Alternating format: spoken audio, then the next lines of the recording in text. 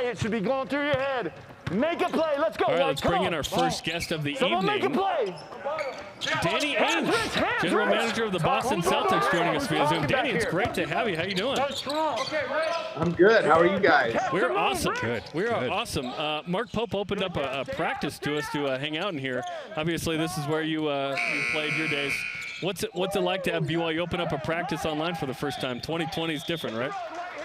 It is different. I'm glad to see people out there playing basketball. I think it's fantastic, and hopefully it all works out and everybody can continue playing from now on till the rest of the year. Yeah, this is a good sign for sure. Football playing as much as it can. Hoops only 6 weeks away from college. Obviously, the NBA just finished. How was the bubble experience and the season for you in a unique 2020 NBA year? It was a rough year. I mean, I think that, everybody handled the bubble in a different way, and some handled it much easier than others. A lot of coaches and players that have families were away from them for extended periods of time, and it was very difficult.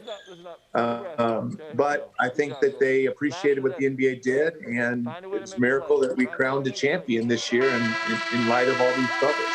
Yeah, and certainly the season pushed back, right, to the start of next year, and the NBA draft pushed back. How has your life been changed, a loaded question, from COVID as a general manager?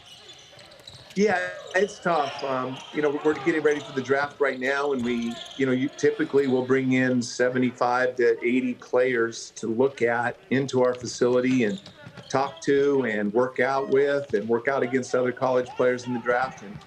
And this year we don't get to do any of that. We may get to see, we have to go see players, and we only get to see them work 1-on-0, and we only get a very limited number of players, maybe 10 as of right now. Talking with Dany Ainge, General Manager of the Boston Celtics, BYU great.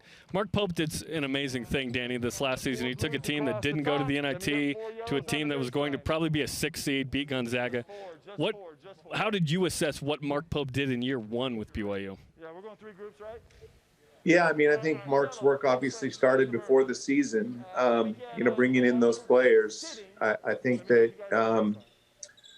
they were very excited, having Yoli come back and finish his career there, and bringing Jake back to BYU, Jake Toolson, and what that had to be so exciting for TJ and the rest of the guys on the team. And I thought that 3 had great leadership, and the team played really well, and it was very fun. I was at that Gonzaga game, and that was quite an atmosphere and a huge, huge win for the program.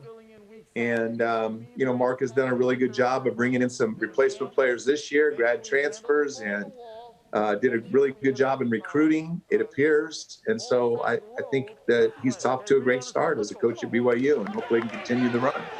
Absolutely. What do you remember, fondly or not, of practices in this building?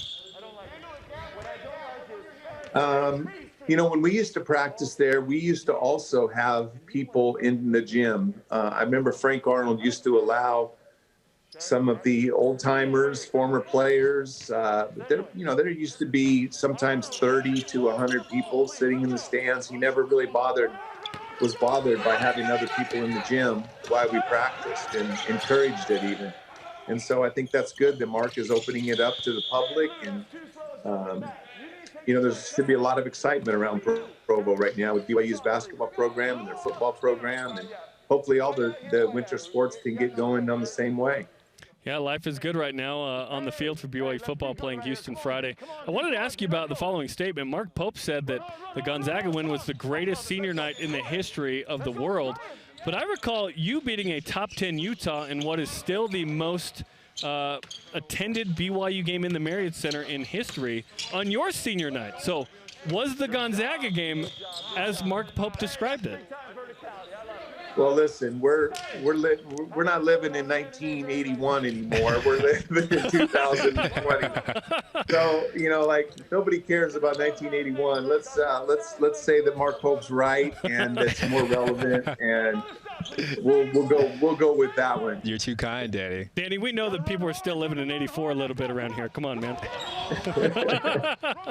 Well, Dany, it's great to catch up with you. Best of luck in the offseason as you navigate this with the Celtics, and hopefully BYU has another great season and we enjoy it together.